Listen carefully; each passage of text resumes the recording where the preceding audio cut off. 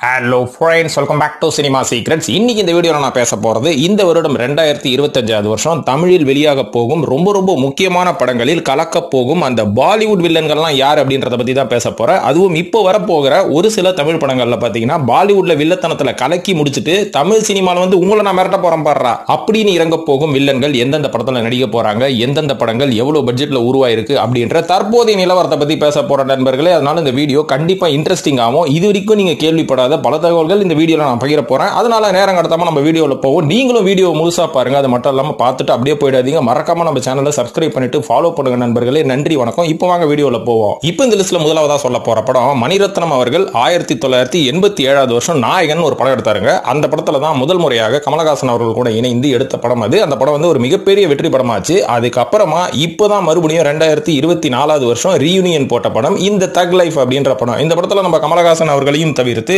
Simbu, Silambarasan TR மற்றும் த்ரிஷா, அதுக்கப்புறம் அசோக் செல்வன் போன்ற ஒரு மிகப்பெரிய நடிகர் பட்டாளமே இருக்கு.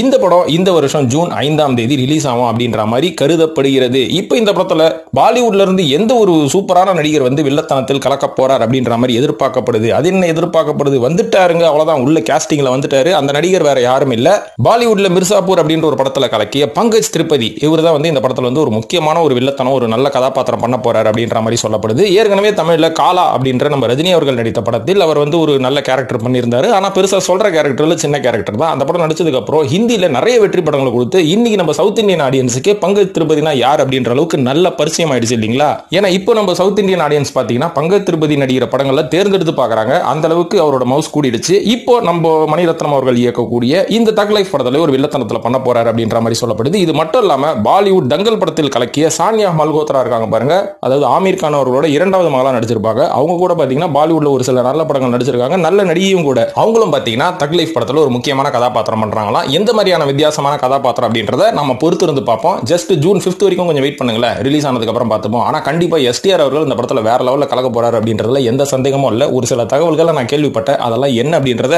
வருங்கால வீடியோக்களில் நாம் பேசுவோம். இப்ப தக் லைஃப் படத்தை தொடர்ந்து இரண்டாவதா நான் சொல்ல போற படம் தனுஷ் அவர்களின் 51வது படம், 51வது படம் அப்படின்னு நம்ம சொல்லலாம். அது என்ன படம் அப்படின்னு பாத்தீங்கன்னா தமிழ், தெலுங்கு மற்றும் ஹிந்தியில் ஒரே நேரத்தில் உருவாகக்கூடிய ஒரு மல்டிலிங்குவல் படமான குபேரா அப்படின்ற ஒரு படத்தை பத்தி தான் சொல்ல போறேன். சேகர் கமல் அவர்களின் இயக்கத்தில் இந்த படம் உருவாகி கொண்டிருக்கு. தனுஷ் அவர்களையும் தாண்டி நாகார்ஜுனா, ராஷ்மிகா மந்தனா போன்ற நடிகர்கள் பட்டாலும் இந்த படத்துல வந்து கலக்கிட்டு இருக்காங்க அப்படின்ற மாதிரி சொல்லப்படுது. இந்த படமும் எப்போ ரிலீஸ் ஆகுதுன்னு பாத்தீங்கன்னா ஜூன் 20 இந்த படத்தை வந்து ரிலீஸ் பண்றதுக்கு ஒரு பிளான் பண்ணிருக்காங்க.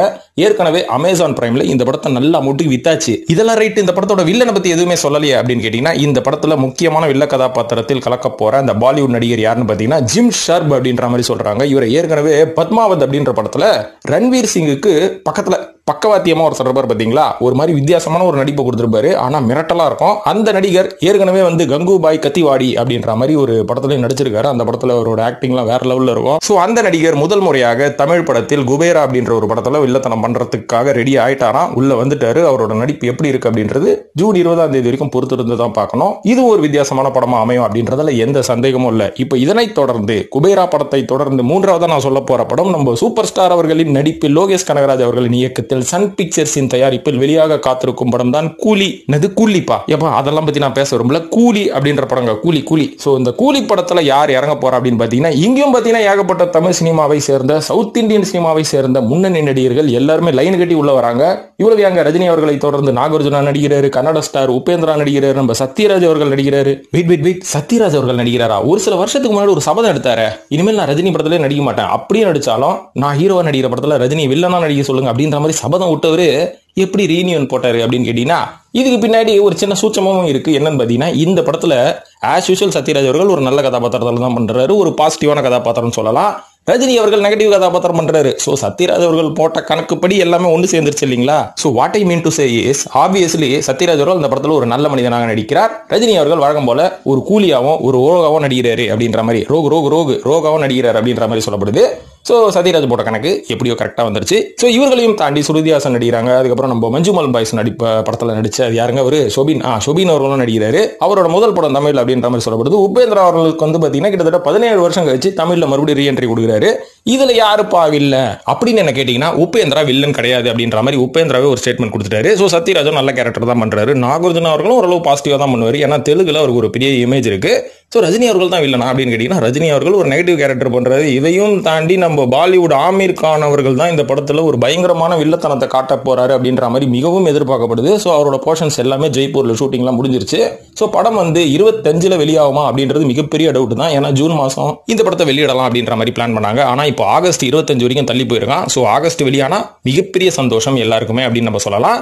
ஸோ இந்த படம் ஒரு மிகப்பெரிய எதிர்பார்ப்பை கிளப்பி விட்ட படம். ரஜினி அவர்களோட ஆக்டிங்ல இருந்து எல்லாமே எப்படி இருக்கு அப்படின்றத நம்ம பொறுத்திருந்து பார்ப்போம். இந்த படத்துல வேற லெவல்ல கலக்க போறார் நடிகர் ஆமீர் கான் அவர்கள் ஃப்ரம் பாலிவுட் அப்படின்ற மாதிரி சொல்லலாம். இப்போ நான்காவதா சொல்ல போற படம் இன்னும் ஒரு இன்ட்ரெஸ்டிங்கான படம். நம்ம எஸ்கே அவர்கள் நடிப்பில் ஏஆர் முருகதாஸ் அவர்களின் இயக்கத்தில் வெளியாக காத்திருக்கும் மதராசி அப்படின்ற ஒரு படம் தான். இந்த படத்துல வந்து சிவகார்த்திகேயன் அவர்களையும் தாண்டி பிஜு மேனன், விக்ராந்த் மற்றும் ஷபீர் அப்படின்றதுக்கு பதிலாக டான்சிங் ரோஸ் அப்படின்னு சொன்னா தெரியும். ஸோ இவங்க எல்லாருமே நடித்து கொண்டிருக்கும் படம் தான் மதராசி. இந்த மதராசி படத்துல எனக்கு ஒரு ரொம்ப பிடிச்ச ஒரு ஃபேக்டர் என்ன அப்படின்னு பார்த்தீங்கன்னா, நம்ம சிவகார்த்திகேயன் அவர்கள் ஆரம்ப கட்டத்தில் மான் கராத்தே அப்படின்னு ஒரு படம் நடிச்சார் பார்த்தீங்களா. ஸோ இந்த படத்தோட தயாரிப்பாளர் முருகதாஸ் அவர்கள் தான்.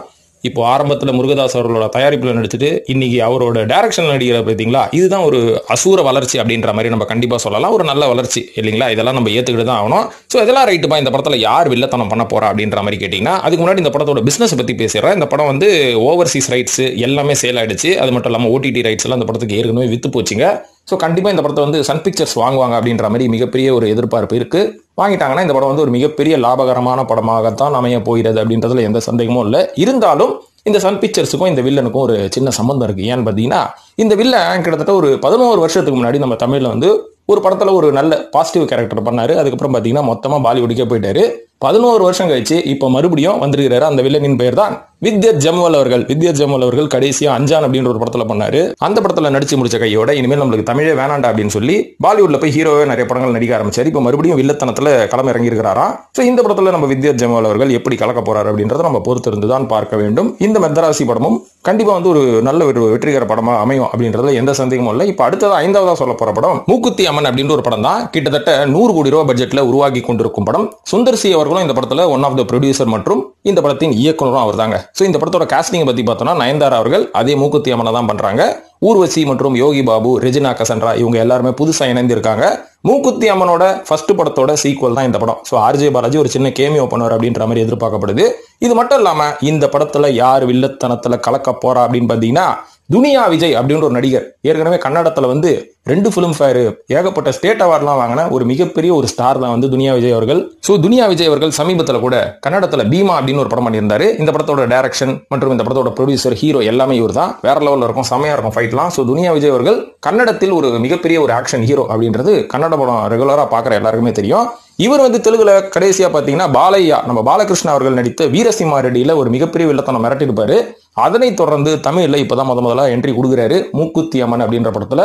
அதனால துனியா விஜய் அவர்கள் உள்ள வந்தனால இந்த படத்தோட எதிர்பார்ப்பு இன்னும் எகிரிடுச்சு. நாமளும் பொறுத்திருந்து பார்ப்போம் இந்த படம் எந்த அளவுக்கு வருதுன்னு. ஏன்னா இப்ப இந்த படம் வந்து பயங்கர கான்ட்ரவர்சி எல்லாம் சந்திச்சிருக்கு. ஏன்னா சுந்தர்சி அவர்களோட தயாரிப்பு மட்டும் இல்லாம வேல்ஸ் இன்டர்நேஷனல் உள்ள வந்திருக்காங்க. இவ்வளவு பெரிய பட்ஜெட்டை இந்த படம் ஹேண்டில் பண்ணி ரிட்டர்ன்ஸ் கொடுக்குமா அப்படின்ற ஒரு டவுட் இருக்கு. ஆனா இந்த படத்துல நம்ம கன்னட நடிகர் உள்ள வந்திருக்காரு.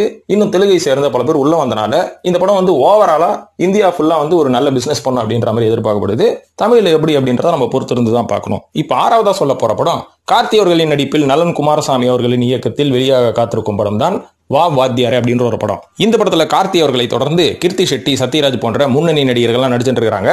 இந்த படம் வந்து கண்டிப்பா ஒரு காமெடி படமா தான் அமைய போகுது. ஆனா இந்த படத்துல கார்த்தி அவர்களுக்கு பதிலாக ஆர்யா அவர்கள் தான் முதல்ல பேசப்பட்டாராம். ஆனா ஆர்யா அவர்களுக்கு கால்ஷீட் பிரச்சனை இருக்கிறனால அவரால் அந்த படத்துல நடிக்க முடியல.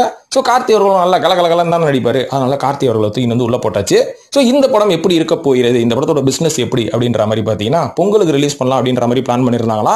மேபி டிசம்பர்ல கூட ரிலீஸ் ஆகும். ஏன்னா ஏற்கனவே அமேசானுக்கு இவங்க ஓடிடி ரைட்ஸை வித்துட்டு இருக்காங்க. சோ இந்த மாதிரி எல்லாமே இந்த படத்துல வந்து கொஞ்சம் பாசிட்டிவா தான் அமைஞ்சிட்டு இருக்குது. ஆனா இதையும் தாண்டி இந்த படத்துல யார் வந்து நெகட்டிவ் ரோல் பண்ண போறா, யார் அது பாலிவுட்ல இருந்து வர போறா அப்படின்ற மாதிரி என்ன கேட்டீங்கன்னா வேற யாரும் இல்ல, ஸ்லம் டாக் மில்லியனர் அப்படின்ற ஒரு படத்துல நடித்து கலக்கிய ஒரு நடிகர் தான். அதுக்கப்புறம் சமீபத்துல பாலிவுட்ல மைதான் அப்படின்ற ஒரு படத்துல நடிச்சாரு. அதுக்கப்புறம் ஏற்கனவே தமிழ் படமான 800 படத்துல முத்தையா முரளிதரனாக நடித்தவர் தான் நம்ம மதுர் மிட்டல் அவர்கள். மதுர் மிட்டல் அவர்கள் முத்தையா முரளிதரனாக 800 படத்துல சூப்பரா கலக்கியிருப்பாரு, செமையா நடிச்சிருப்பாரு கண்டிப்பாக. ஸோ அதனை தொடர்ந்து இப்போ அடுத்ததா ஒரு செய்ய போற தமிழ் படம் தான் இந்த வாவாத்தியார் அப்படின்ற ஒரு படத்துல ஒரு நெகட்டிவ் கேரக்டர் பண்ண போறாராம் மதுர் மெட்டல் அவர்கள். அதனால ஒரு நடிப்புக்கு வந்து எந்த குறையுமே கிடையாது. ஏன்னா அகாடமி அவர்லாம் வாங்கியிருக்காரு இல்லைங்களா. ஸோ இந்த படத்தையும் கலக்குவார் அப்படின்ற மாதிரி எதிர்பார்க்கப்படுது. நாமளும் பொறுத்திருந்து பார்ப்போம் வாவாத்தியார் படத்துல நம்ம மதுர் மெட்டல் எப்படி பெர்ஃபார்மன்ஸ் பண்ண போறாரு அப்படின்னு. ஏழாவது சொல்ல போற படம் இந்தியன் 3 வருமா வராதா அப்படின்ற மாதிரி என்ன கேட்காதீங்க. வரும் ஆனா வராது அப்படின்னு கூட சொல்ல முடியாது. சரிங்க வருங்க, எப்போ வருதுன்னு தான் நம்மளுக்கு தெரியாது. ஆனா வர வேண்டிய நேரத்தில் கரெக்டா வரும். ஸோ இந்த படத்தோட கதை என்னன்றது தெரியும். இது ரிலீஸ் ஆகுமான்ற கதையை பத்தி சொல்லுங்க அப்படின்னு கேட்டீங்கன்னா, கிட்டத்தட்ட இந்த படத்தோட படப்பிடிப்பு 80% முடிச்சிட்டாங்களாம். 20% மட்டும் தான் பேலன்ஸ் முடிக்கணும் அப்படின்ற மாதிரி இந்தியன் 2 ரிலீஸ் ஆகும்போது அனௌன்ஸ் பண்ணாங்க. ஆனா இப்ப கதையை மாறி போச்சு. என்னன்னா இந்தியன் 2 வந்து மண்ணை கவியதால் நம்ம வந்து அந்த 80% எடுத்து வச்சோம் பாத்தீங்களா, அது எல்லாத்தையும் குப்பையில போட்டுட்டு இந்தியன் 3 நம்ம முதல்ல இருந்து கொஞ்சம் ரீவொர்க் பண்ணுவோம் அப்படின்ற மாதிரி பிளான் பண்ணி ஏகப்பட்ட பொருட்செலவுல மறுபடியும் கதையெல்லாம் ரீவொர்க் பண்ணி இந்தியன் 3 மறுபடியும் வந்து தூசு தட்டி கிளப்பி விட்டுருக்காங்களாம். ஸோ அதனால இந்த படம் வந்து ஜூலை 2024 வருஷம் இப்படி ஒரு அனௌன்ஸ்மெண்ட் கொடுத்து இந்தியன் 3 வரும், ஆனா வித்தியாசமா வரும் அப்படின்ற மாதிரி சொல்லியிருக்காங்க.